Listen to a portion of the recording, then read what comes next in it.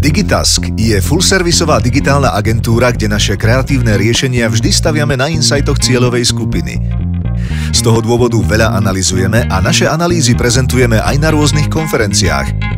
Napríklad na Internet Rules All About Facebook.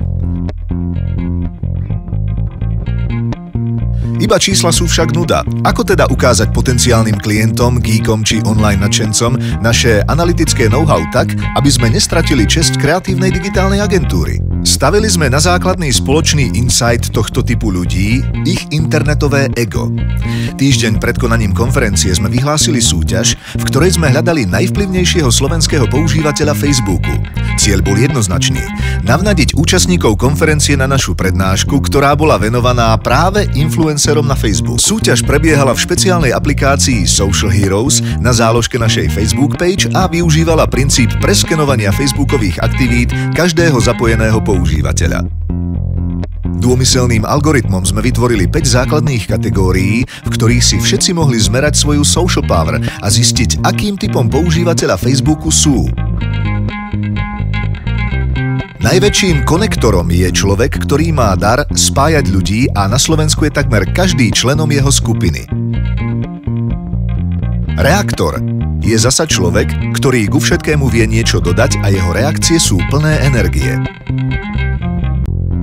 Party Animal je dušou každej spoločnosti a pozývajú ho na každý event. Networker zase pozná každého a v prípade, že nie, tak jeho známi poznajú ten zvyšok.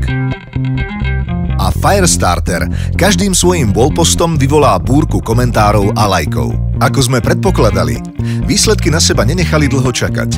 Krátko po spustení aplikácie si svoju social power zmerali takmer všetky lokálne internetové celebrity, ale aj mnoho ďalších internetových nadšencov, vrátane účastníkov konferencie. Aby sme súťaži dodali vážnosť a jej účastníkov motivovali zápisom do siene virtuálnej slávy, s organizátorom konferencie sme pripravili oficiálne udeľovanie cien na záverečnej afterparty. Pre víťazov jednotlivých kategórií sme pripravili špeciálne ocenenia v podobe badgeov. Takto sa nám podarilo dostať logo Digitasku nielen na fotografie a PR výstupy z eventu, ale aj rovno do kancelárií víťazov. Naším najlepším reklamným nosičom sa stali samotní súťažiaci. Vzhľadom na to, že na internete radi zdieľajú takmer čokoľvek, možnosťou pochváliť sa umiestnením v našom rebríčku nepohrdol takmer nik asi zo 400 súťažiacich účastníkov konferencie.